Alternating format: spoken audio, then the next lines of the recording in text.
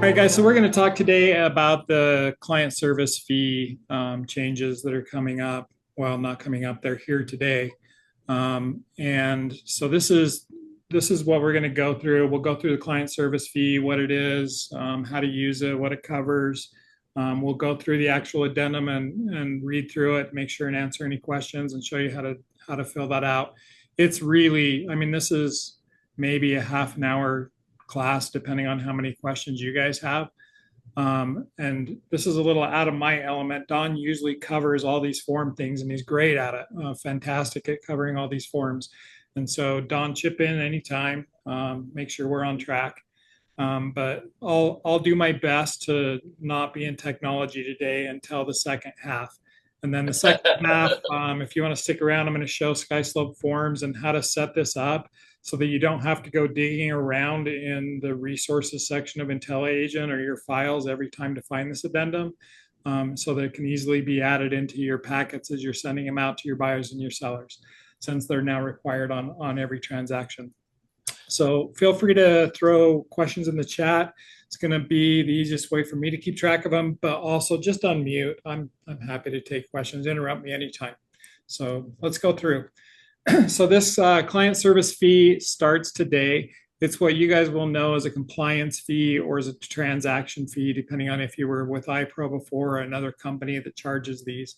They're a fee that is charged by the company. It's collected at closing, and it's only collected on a successful close. So if we don't close, we do not collect it. The fee goes to Fathom Realty, not to you as the agent, and not to the cooperating broker on the other side. This is retained by Fathom Realty. It goes directly to Fathom Realty.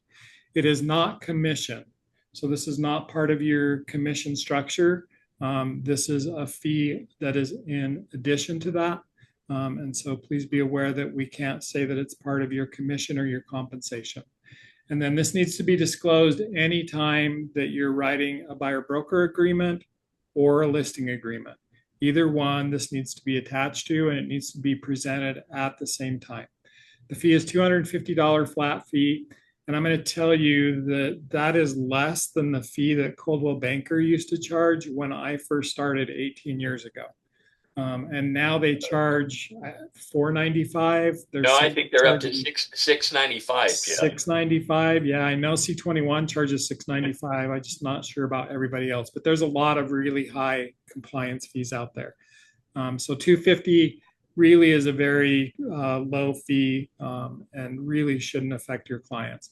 And when you think about it, they're doing a transaction for $500,000. This $250 really shouldn't be an issue.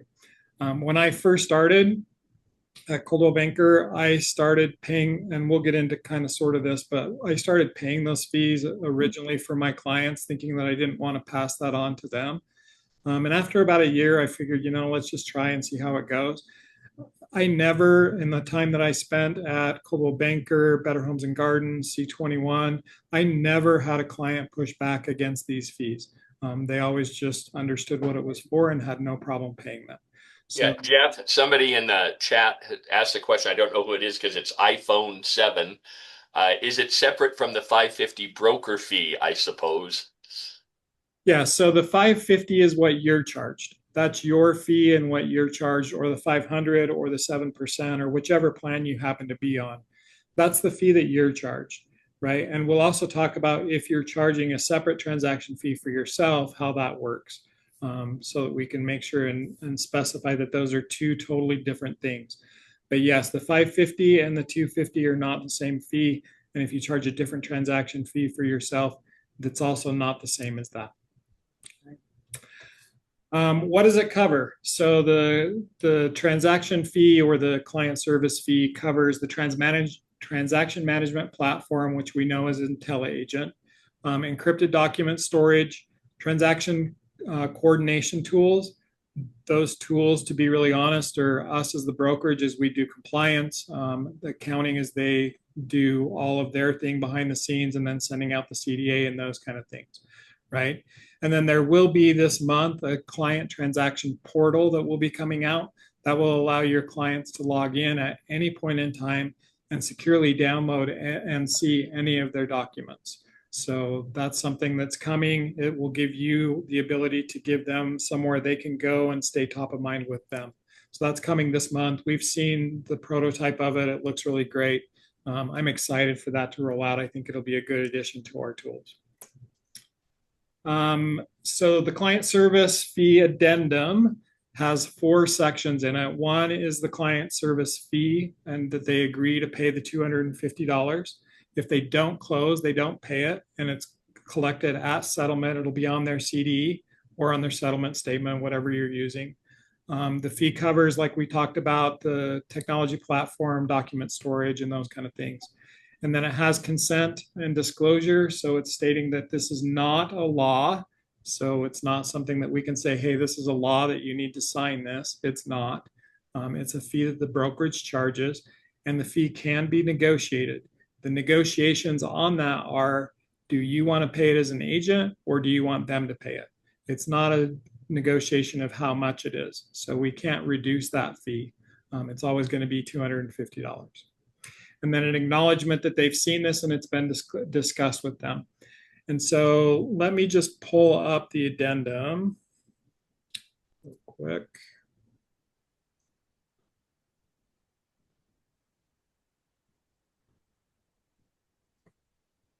So this is the client service fee addendum, and this is in IntelliAgent so that you can download it now if you want to get in and get your own copy of it at any point in time. It'll be there always. You go to to IntelliAgent, then in the menu go to Fathom and then Resources and look for the client service fee addendum. And Jeff, before you get into it, there's another question. What if we're helping the client to sell their house and then help them with a new home purchase? Okay, so we'll cover that, but the short answer is that there's a fee on each transaction. But there is also a waiver if they do more than 2 transactions during a year, they only pay for a maximum of 2 per year. Okay, and we'll cover that again. But yes, if in that case you would have a buy side 250 and a sell side 250. Jeff, who keeps track of how many transactions they've had with you in the year? Is that something I have to know, or is that Fathom? I don't know the answer. Do you, Don? Yeah, I know the answer. You better keep track of it. I would say keep track of it just so that you make sure that they're on top of things. I would think that they are going to have a way to keep track of it, but yeah. I'm going to tell you, it's going to be hard for them to keep track of, because if you put in, Don Zimmerman as your client and then you list him as Donald Zimmerman, it's going to be hard for them to cross check who's who. And so it's going to be better off that you're tracking that for sure.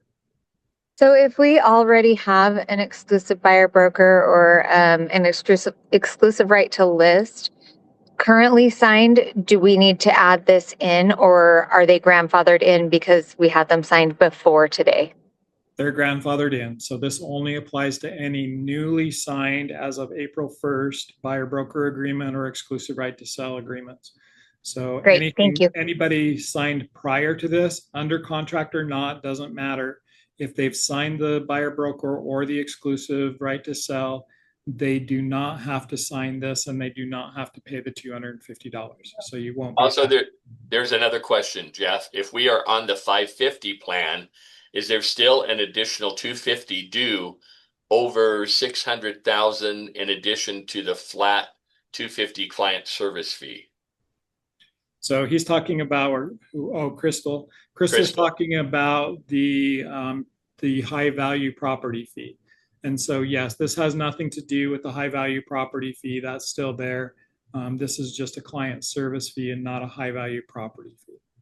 So if it's if you're on the Fathom 1 plan and it's something between 600 and $1 million, then you charge the extra $200 for that. And Jeff, just let me say something, you guys, that if you think of this as a totally separate fee, and you can blame it on Fathom because it's a Fathom fee. It's not a fee that you're charging. It's not a fee that, that our particular brokerage is charging, but this is a fee that Fathom charges for, and learn what those services are that they're doing. I think it's awesome that we're storing all their documents. We're giving them a platform where they can have access to their documents even after they close on their property at any point in time. They can go in and they'll be able to copy any of their documents that they need for taxes or for other things. And so I think it's a great service. And like Jeff said to begin, and I appreciate that he said this, it is a small fee in comparison to what other companies are charging. Yeah, most markets, almost everybody has those fees built in. There's very few brokerages at this point that don't have this fee built in. So Jeff, just be I aware have that a it's nice. question. Yeah, go ahead, Andrea. How long do they have access to this client portal after closing? Is it something that, they have a username and password for, and then they can go on there in like 5 years and look at their transaction? Even after death, Andrea, even after death, they'll Okay, have. perfect. Love that. Because see, that's a good selling point. It's like, oh, in 10 years you can log in. Yeah, it depends on And then where after they you go. die, your children can go on there too. It depends on where they go, because if it's a hot place, it may, not do them any good. It'll burn up the documents even now. Anyway, from what I understand, Jeff, they'll have access as long as, Forever. yeah, forever. Forever in quotes, whatever forever means, right? So I have a until they're question. terminated, okay? Until they're terminated. go ahead, Lisa. Okay, so you have always kind of made it seem like IntelliAgent will not be storing documents for people for like the rest of transactions, and we should always upload them into a different place because we're legally responsible for so many years, right?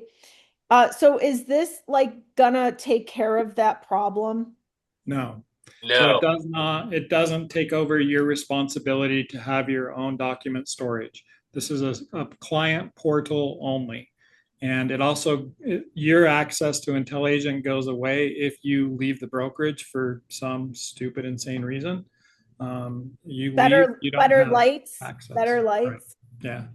Do you know what? If you retire, if you get really rich and retire, you won't have access to it. Jeff, that's a good question, though. If somebody should leave Fathom, are their clients still going to have access to that portal? They've said that they will. Yeah. So the answer was that yes, clients will retain access to it regardless of if the agent is with us or not.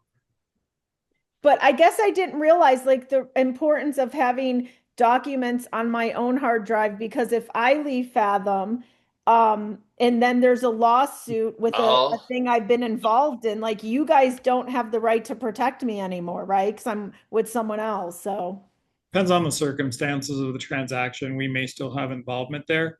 But the fact of the matter is the division requires agents to retain documents for 3 full calendar years. So I okay. would suggest 4 calendar years. Can you write a little note the next time you do like a tech tip? Can you show us like where we can store that or how you do it so we can copy you and do what you do? Sure. Yeah. Thank No you. problem at all. And I've shown before how you can export your transactions out of IntelliAgent in an easy to use document that you can just upload somewhere else.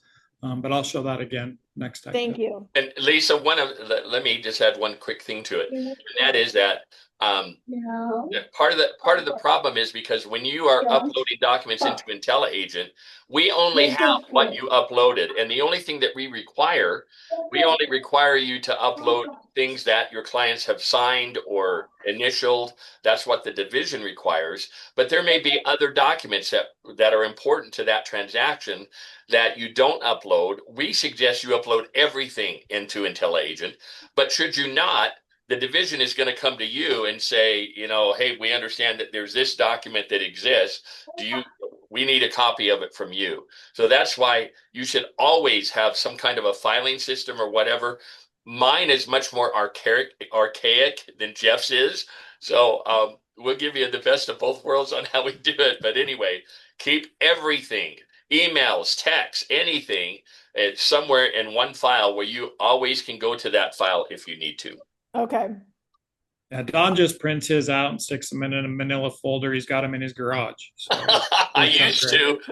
Did you know for 7 years, I drug about 10 boxes of files that I had along with me, and then I I thought it was 7 years I had to keep them. And then Don, are you sure you're not running for president of the US? I think they do that too. All right. All right. We're going to get back on client service fee addendum here. Let's go through this. Did someone else have a question? Yeah, Jeff, this is Ruben. I'm sorry. ahead, Ruben. I'm driving through the mountains. I want to make sure you get No problem. my question. Yeah. So is that fee also for agents who are listing their own properties and selling their own properties? Because we already have a fee, right? When you're selling your own property. So that's on top of the other fee, No. this fee?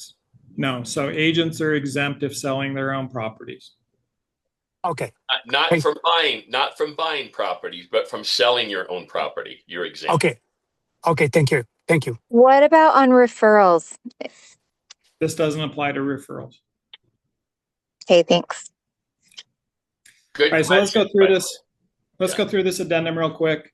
So I'll just read through it. If you've got questions, I'll summarize it, but let's read through it first.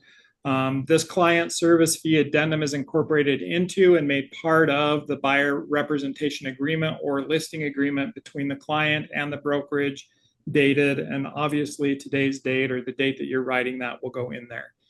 This addendum is signed simultaneously with or prior to the agreement, and that's important. It needs to be signed at the same time that you're doing your listing or your buyer agreement, or you could do it before, but it needs to be signed essentially at the same time. So number one, client service fee. The client agrees to pay the brokerage, and remember, they're paying the brokerage, not you, a client service fee of $250 due and payable only upon successful closing of the transaction. So if they never close with you, they never pay this. If the transaction does not close for any reason, no client service fee is owed. The client service fee shall be collected at closing and reflected on the CD or settlement statement. Section 2, what this fee covers. The client service fee is a flat fee retained by the brokerage. It's separate from the brokerage commission described in the agreement and is not shared with cooperating brokers or the individual sales agent. The client service fee supports brokerage proprietary technology platform and operational infrastructure built and maintained by the brokerage, used to facilitate and administer clients' transaction, including the brokerage's proprietary transaction management and document execution platform, encrypted document storage and data protection systems, transaction coordinating and closing support tools, client transaction portal, providing secure ongoing access to transaction documents and contracts after closing. These services are distinguished from the marketing, advisory, and negotiating services provided by the individual agent. So in essence, that's telling you the same thing. It covers the same things that we've already been through, IntelliAgent and data source storage and the client portal and those kind of things. So it's listed there so that as you're going through this addendum with your clients, it's easy for you to remember and explain what this fee is used for and why Fathom is charging it. It also goes and says very specifically, this has nothing to do with what you do for the client, the marketing, the negotiating, your advice to them, and those kind of things. Those are all still your fiduciary duties inside the contract, have nothing to do with what this fee is being paid for. Jeff, can you just pause about the transaction coordinator? What happens if I have a transaction coordinator? What So does that this is mean? not transaction coordinator, this is transaction coordination. So that would be all the things behind the scenes, like the approval of your documents, legal checking them, making sure that the commission instructions are sent out and all those kind of things. Okay, so my transaction coordinator sends out those instructions like when we get ready to, isn't that true? So they don't have to do that part of the transaction anymore. So they're just doing what you would normally do. Your transaction coordinator is doing for you what you would normally do. But these transaction coordination things are done by myself, by the compliance team at Fathom, by the accounting team at Fathom. So that's what these things are covering in this particular agreement. Okay. I hope you get some of that money, you and Don. We will be rich, I tell you. All right, section 3, disclosure and consent. This fee has been disclosed to the client customer prior to signing. The amount of this fee is set by the brokerage and is not required by law. Like any term of this agreement, client and consumer may discuss this fee with the brokerage before signing. So that's just stating that it's not a law and that it can be negotiated, although the 250 is due no matter what. Either you pay it or your client pays it, or you decide to walk away, however you decide to do that. Acknowledgement. By signing, the customer client acknowledges that the client service fee was disclosed before or at the time that the client customer signed the agreement. The client service fee is separate from and in addition to any brokerage and agent compensation. The client service fee is retained by the brokerage and is not paid to the individual sales agent. And no client service fee is owed unless the transaction closes. So this is just an easy summary for you if you want to do a summary of what this is basically about, right? So it's not super hard to explain. Any questions on the actual agreement? I have one quick question. Why is there, shouldn't we number this addendum? You would think. Yeah, they did not put a space for a numbering. So I'm going to suggest that don't forget to number this addendum. I'm going to go in and add that, and then I'll upload it to all of the Utah. I knew if I made the suggestion, you would do that, Jeff. I see how it is. So you didn't want to ask, but you wanted me to volunteer. I have a question about this. So let's say when we're signing the exclusive right to sell, I present this document and then we negotiate my commission, we negotiate who's going to pay this. Am I documenting this to prove we negotiated and who's going to pay this in now an exclusive right to sell addendum number 1 or addendum number 2? Like, where am I stating this for my clients? If you want to put it on an addendum number 2, you could put in there that I'm going to pay the $250 for them, but it doesn't need to be. So you can just simply pay it for them and they don't pay it. You tell title, hey, I'm going to pay it, take it out of my commission. So it doesn't need to be documented if you don't want to. So I could say I forgot that I said your that. Client, it might give your client peace of mind that it's on there if they need to see it in writing. You know what I mean? Is that what you're asking, Lisa? If you wanted to write it over the top of this and just say agent will pay and have everybody date initial it, that would be great. Yeah. Yes, I like peace of mind. Yeah, that's what Fathom is suggesting, is that if you're going to say, if you're going to pay this fee on behalf of your client, first of all, guess what? You should tell them that'll make you look good in front of them. This is a fee that my brokerage charges, but I'm going to pay this for you. So you write across the top, this fee is paid for by the agent, and then you still submit this form, but that alerts accounting that they're taking it out of your commission. Okay. That's what they suggested in the call that they had. Right. Okay, let me Does switch it back have over. to be listed as an addendum, or can it just be like the Fathom affiliate disclosure? It's listed as an addendum. So it's an addendum to the buyer broker agreement or the listing agreement, one of the two. Okay. It's not just a disclosure. It's actually added to the agreement. Oh, yeah. Denise just brought up a really good point that I was going to bring up. So Denise says, I assume that both agency agreements, whether it be the buyer broker agreement or the listing agreement, now need to be marked that there are attached documents. That is correct.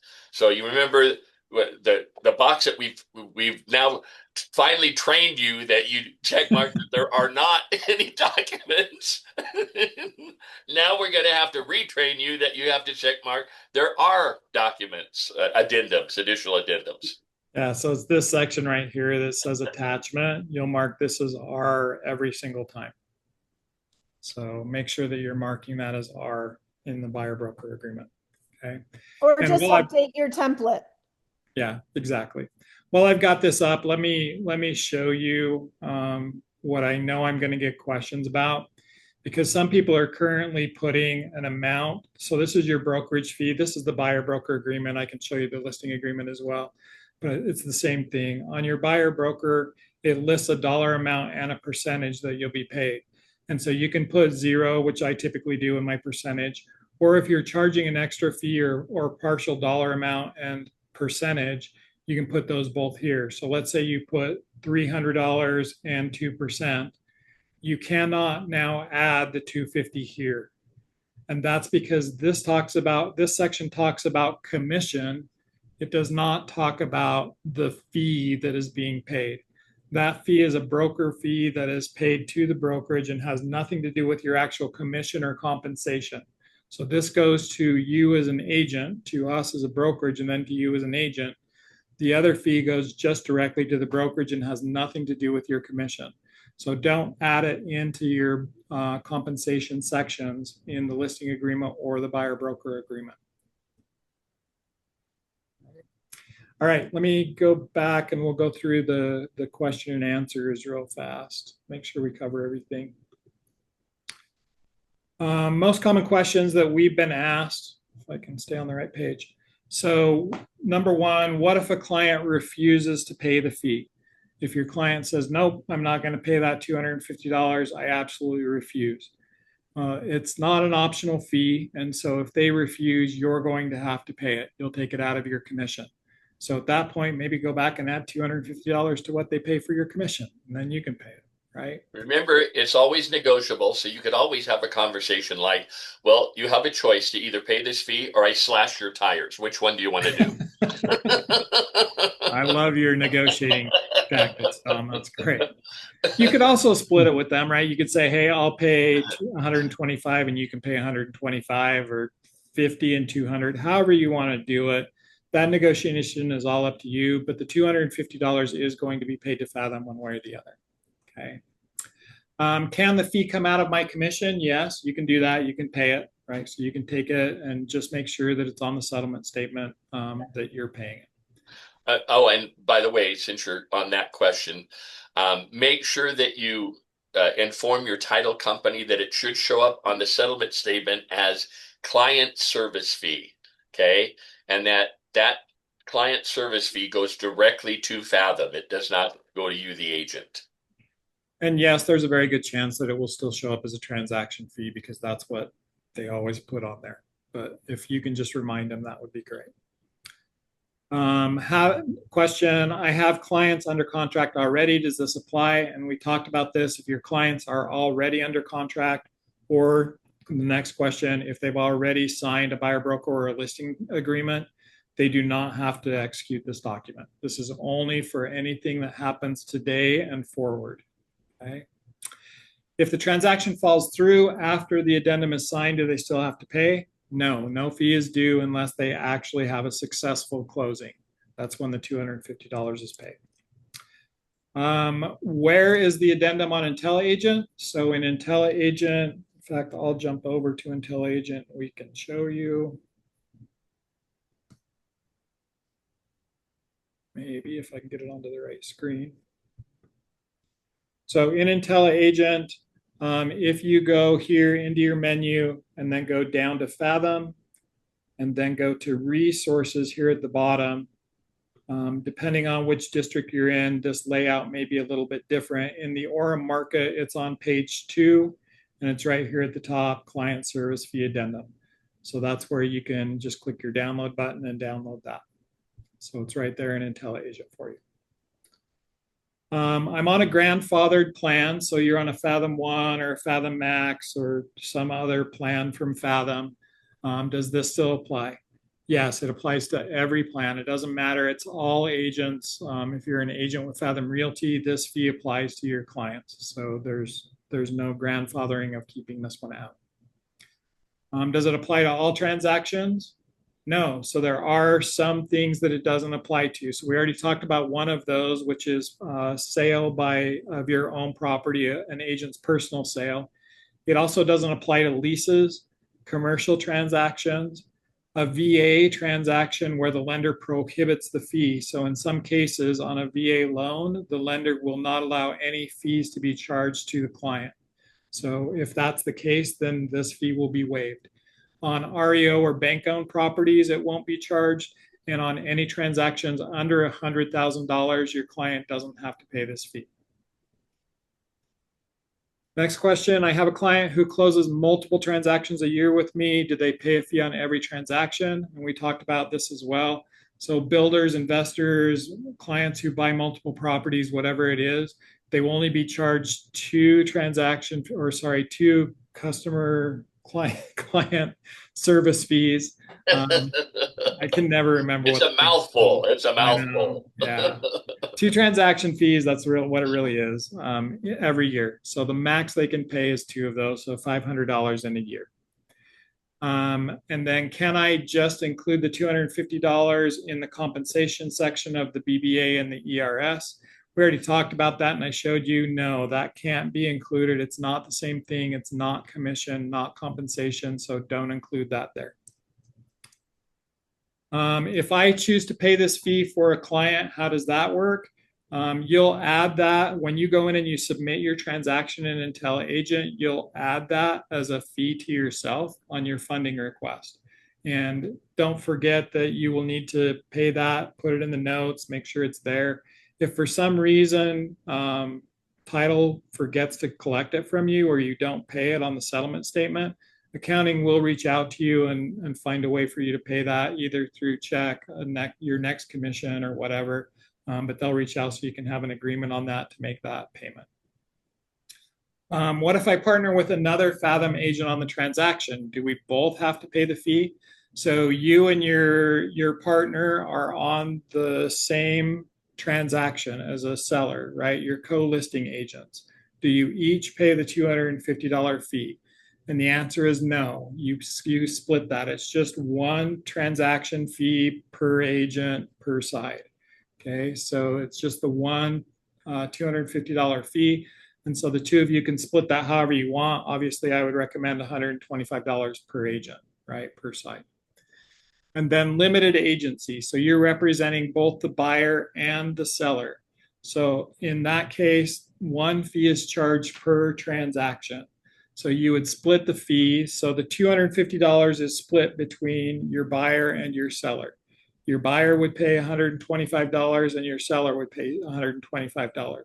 Don and I were talking about this earlier, and the reality is it's $250 that has to be paid to Fathom. So technically, you could just charge the $250 because you love your buyer more, so you'll charge your seller. Don't do that, right? And reason is discrimination. Even though you want to, don't do it. It could be, discrimination. But maybe you could charge each one of them $250 and just, no, I don't do that either. And pocket the difference. I see where you're going. An extra $250. I'm looking out for you guys. Okay, I'm trying to find additional revenue. Okay, so I have a question on the limited agency. Of course, I have many questions. So when I am working with a seller, I get them to sign this. But then maybe I have a buyer that I start working with, and then they just happen and they sign it, and then they just happen to love the house that my seller has been trying to sell. So why wouldn't each one be charged $250? Because Fathom's nice, and they're only charging you $250 for the whole thing. You see how stupid that half rule of that statement is correct. Easy. Go easy. So now I'm going to steer my buyers to my listings to so save everyone can save $125. Yeah, definitely going to steer them for that $125 Yes. savings that you don't get any of. I'm sure that's the case. Other questions before I move on to the SkySlope portion of this? I've got a question on the VA transactions. Where are we going to be able to indicate whether the lender is allowing it and whether it will apply or not? If it's something that's going to be, changed from lender to lender, how are we going to indicate whether the lender is allowing it? Yeah, so you'll upload an email from the lender stating that that fee is not allowed, along with the addendum in that same spot. So there is currently in every transaction that you create a new spot for this to be uploaded. So in that spot, you'll upload the addendum and that email. If the email comes after you've uploaded the addendum, just upload it as a separate additional document. And then when you do your funding request, just make sure and put down in the notes to look at the email that the lender won't allow the fee to be charged. So agents need to understand that they need to be asking the lender whether it's allowed or not, because we're going to have to back up whatever. Hold on one second. it was my understanding that they're just not charging it on any VA loan.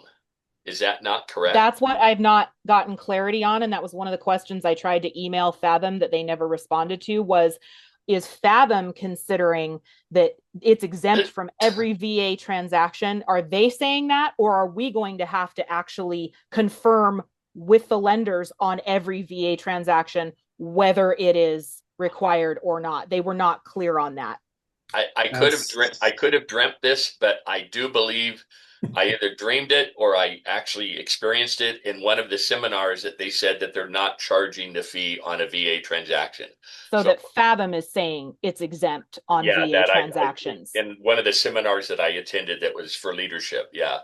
I could be wrong, but do you know what? We'll get an answer on that. Okay. Yeah, because I have an agent in St. George and she primarily does VA. So we need to know if we got to be asking this question every single time or if Fathom's just called it and said, nope, it's exempt on VA. That seems like madness to me. Yeah. She does a good business and she likes it. So it's, but we got to know for this. So I'll tell you that the verbiage that I put on this slide, which is VA transactions where the lender prohibits the fee, is the actual verbiage that was sent to me as the FAQ answers from Fathom. Now, whether or not that's been changed or not since the FAQ came out, I don't know. But we'll definitely find out for you, Denise. Yeah. Thank you. It's definitely one way or the other. Other questions? Okay. Let me go in then to SkySlope Forms. If you use SkySlope Forms, this will be good for you. And if not, you're welcome to jump off. But it also applies to templates for almost every other signature platform. And so if you'd like to stay, you're welcome to. You can ask whatever questions as we go along. So I've got about 10 minutes to show this to you. So it might be a little fast, but we'll get through it. And if you have questions or need help setting this up, I'm happy to do so at any point in time. So in SkySlope, templates are very easy ways to apply the same forms to a transaction every single time. So as you know, every time you go in to do your buyer documents, you need your buyer broker, your buyer due diligence, your affiliated business disclosure, like all the wire fraud, all of those forms are the same every single time. And some agents are going in and every time they set up their buyer profile, they're going in, starting their buyer transaction, and then adding each of those documents to the SkySlope transaction individually every single time. Now you can do that, and it's not a super long process to do it. The hard part becomes on the forms like the affiliated business disclosure or the client service fee addendum. It's not what it's called. I still don't know the name of that thing. Whatever we just talked about, right? The transaction fee addendum. So those two, you would have to go search on your computer, wherever, download it again. So you've got 50 copies of it on your computer. So I'm going to show you an easier way to make this so that it all comes in and it's all filled out the way that you want it to be filled out. And so in SkySlope Forms up here at the top, you'll go into your templates section. Right? And what you're going to do, you can see I've already created a standard buyer packet. So today we're going to create a listing packet, but it applies to no matter which type of packet that you want to create. And you can create templates for other things as well if you use the same form with the same verbiage every single time. So let's go ahead and create a template here. And we're going to do this one for a seller. And we're just going to name this standard seller template and click continue. And then from here, I'm going to add each of the forms that I need to add. So let's say that I want to add the exclusive right to sell, listing agreement from UAR. I want to include the wire fraud, the seller version, and my MLS data input. I can't add here. I guess it's here, so we can add it. I'll do it just so that it's in it, even though I don't use it this way. Okay, and so I've got those 3 forms, and now I know that I need to also include the affiliated business disclosure, and I need to add the client service fee addendum, right? But I can't add them from here, and so at the bottom, I'll click continue.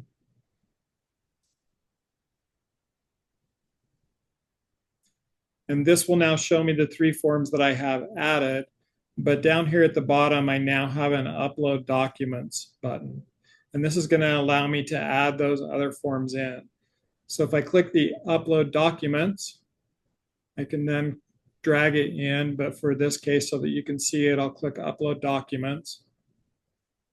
And then I'll go to my folder that has that document already in it. So here's my client service fee addendum.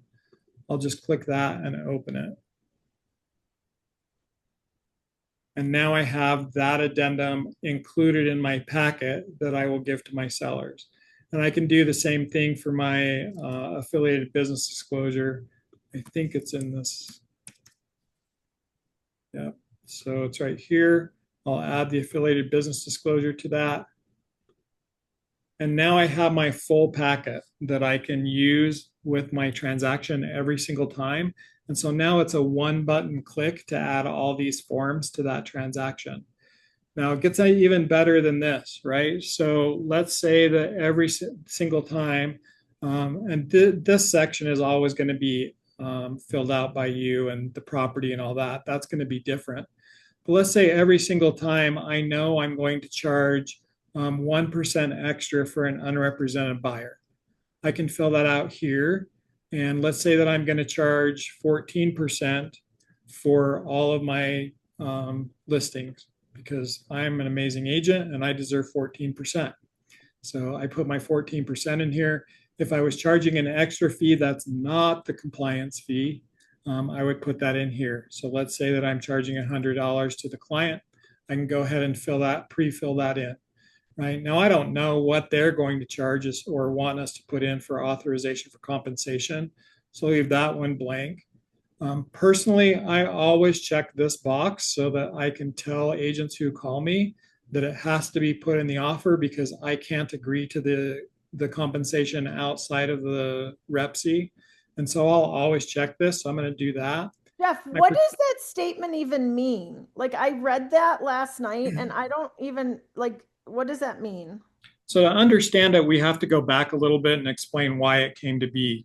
The reason that it came to be is when we first had the settlement agreement, we thought that we might use the brokerage compensation agreement on every deal instead of including it in the REPC.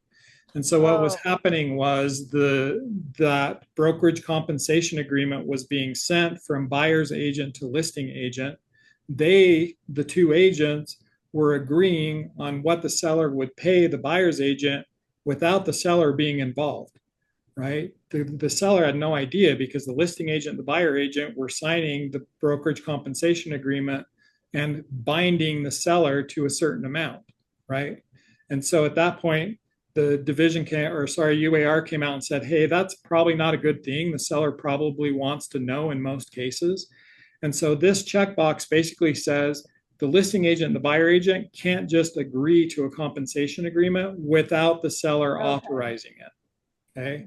And so that's why if this is checked, it almost always has to be in the REPC in order for it to be done correctly. And that's why I use this checkbox. Okay. And then for me, for my own personal use, I always put 1 month in here. A lot of agents put 6 months. So we'll put a 6 in there for the protection period. And then the one dispute resolution, I always use shall. That's the best one. And then I almost always use county records. And then this is the one that you can change now to be R so that you don't miss it ever again. So if you check it here and you use this template, it will always be checked R and you don't have to worry about it. It will never get rejected for me because you missed this checkbox, right? And then foreign investment, I don't know if my client's going to be a foreign person or not, so I'll leave that blank. And the rest of this agreement, I'll leave blank. And I can go through every one of these documents and pre-fill whatever portions of them that I want that are always the same. Once I have them set out exactly like I want, then I'll click this button down here, the Save Template.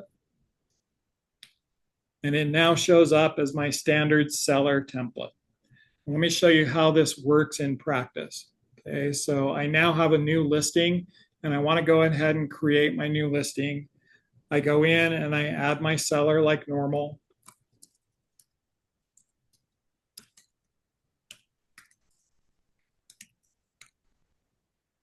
And then I add the property. This nice listing on 123 Main Street in Queens. I'd love to sell that. And then down here at the bottom, I now have this new area that says, do you want to start with one of these templates, right? And I have a standard seller template with 5 forms already in it.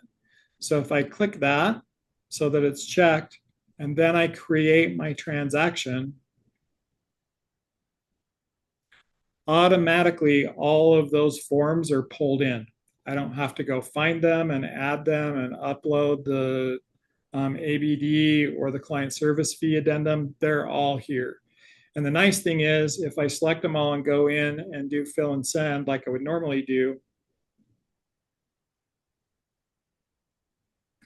if I go down to the exclusive right to sell, you can see that my 14%, my $100, my 1%, all of those things, my check boxes, they're already all done for me. So I don't have to go back through the entire thing and redo all of that again. And if I want, say that I decided that this client was a client that was really difficult, so I'm going to charge them 28%, I can modify anything that I put in my standard template if it's a single use case. So you can still modify that as needed. Where did I lose you? What questions can I answer? Hopefully that was fairly straightforward and easy to understand. Jeff, I just have one suggestion. I put so many more forms in this. Like I put like the lead-based paint pamphlet in case my seller is before 78. And I put this document, I put my seller disclosures. I put an addendum to the exclusive right to sell in case I need that. I like put so many more things that I want at my fingertips to send as I need them. Just suggesting it to others.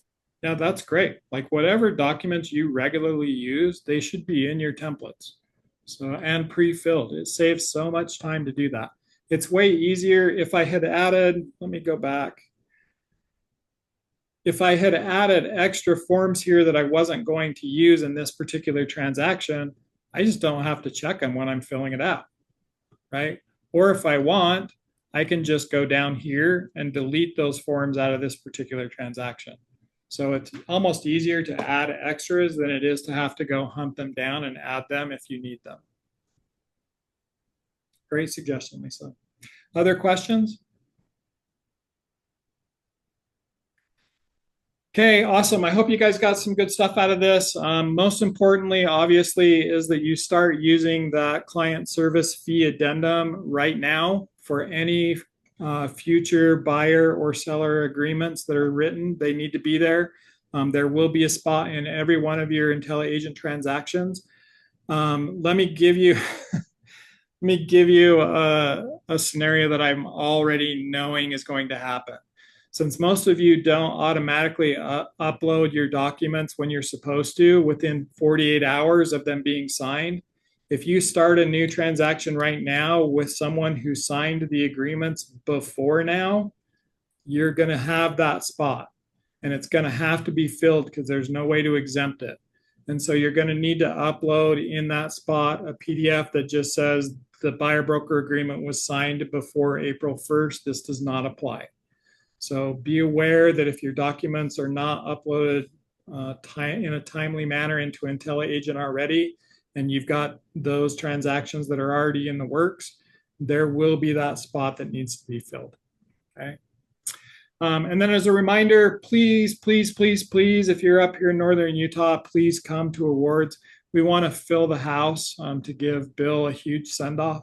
So please, please, please come. Would love to just pack the place and have a huge standing ovation for him and give him thanks and give him a hug. All right, guys, thanks for being here. Hopefully you got something out of it. Don, thanks for being with us and thanks for all your input. He's fantastic course. as always. Love having him with us. So I'll try to stay out of Don's realm of forms from now on and just stay in tech. Much better at that. So. No, you're always welcome. I did text Kim, our regional director, about the VA. I said, is the client service fee exempt on all VA transactions or just when the lender doesn't allow it? And the answer was most likely all VA lenders are not going to pay it. So I said, we're in a training now. Wouldn't it be easier for all the agents if we made it exempt from all VA transactions? So more to come, more to come. We'll get more than a flip-flop answer for you. Well, I love the most likely answers. Those are always fun. I know. All right. Yeah, we'll get a solid answer for you guys on the VA. And I'll make sure we've got a numbering on the addendum as well. All right. Thanks for being here, everybody. Hope you have a great week. And if there's anything we can do for you, as always, just reach out. Monica down in St. George, fantastic. Don is excellent at what he does. And if you have to call me, sorry, you get the bottom of the barrel, but I'll do my best for you. So hope you have a great week, and thanks for being here, everybody. Take care. Thanks, everybody.